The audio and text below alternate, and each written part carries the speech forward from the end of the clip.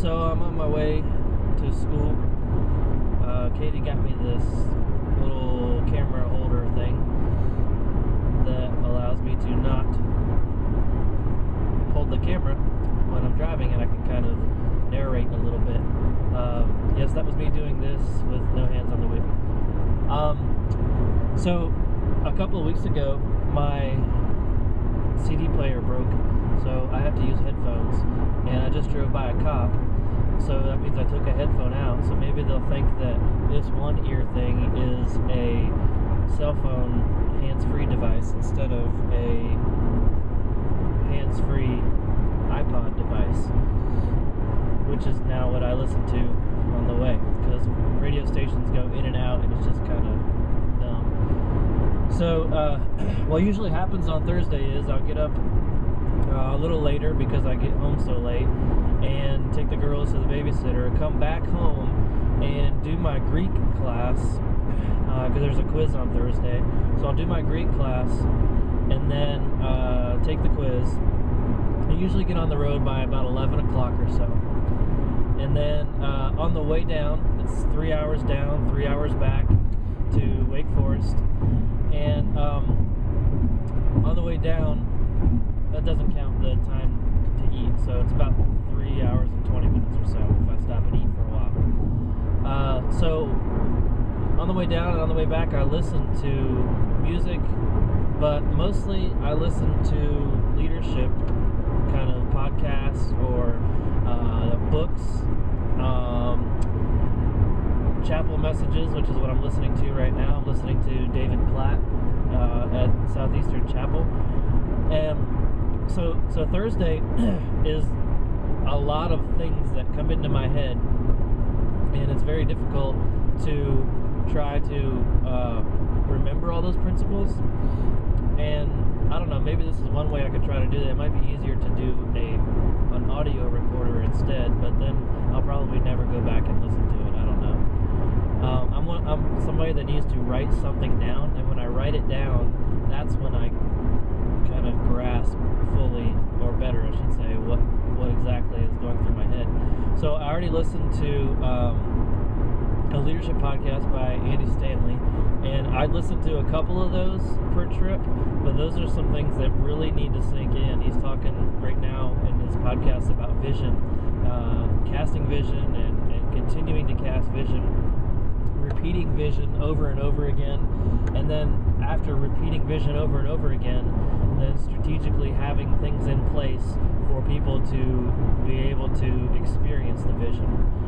Like for instance, at our church, it may be our purpose, or the why we do it is the vision, and the what we do is how we accomplish that vision.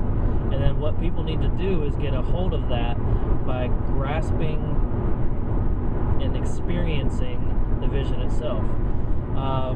So for instance, a person that comes to church all the time, in order for them to maybe experience the vision, the best thing that can possibly happen to them is for them to bring somebody new to church, because then they'll be able to go through and experience what that new person is experiencing.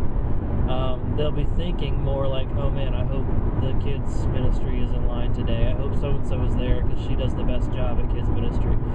So the person that brings, say, your brother-in-law to church, now that brother-in-law has a kid, you're experiencing what that brother-in-law might be going through, so you kind of take an outside perspective at that point.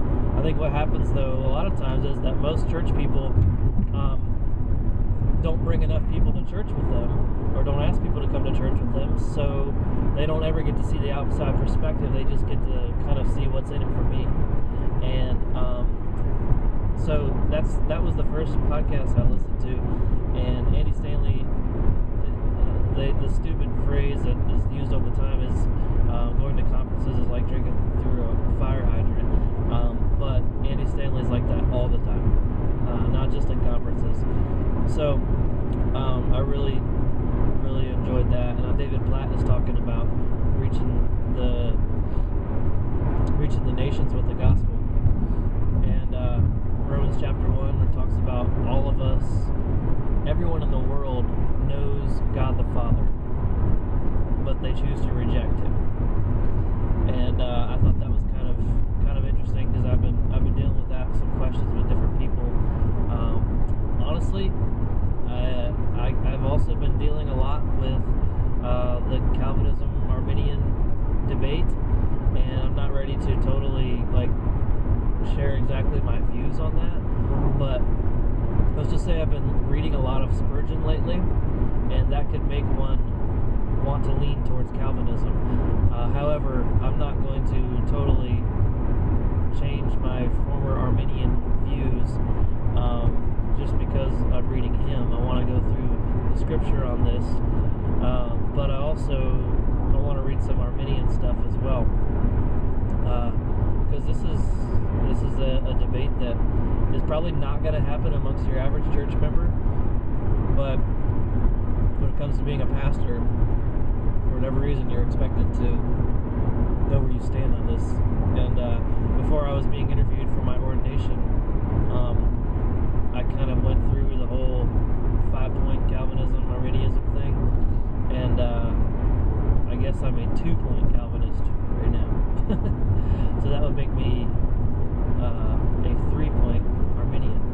So I'll discover that a little bit deeper and talk about that a little bit more at some point.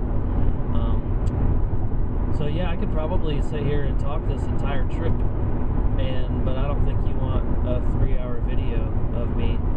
So I'll stop right there, and I'll leave my camera there, and we'll talk later. All right? Thanks.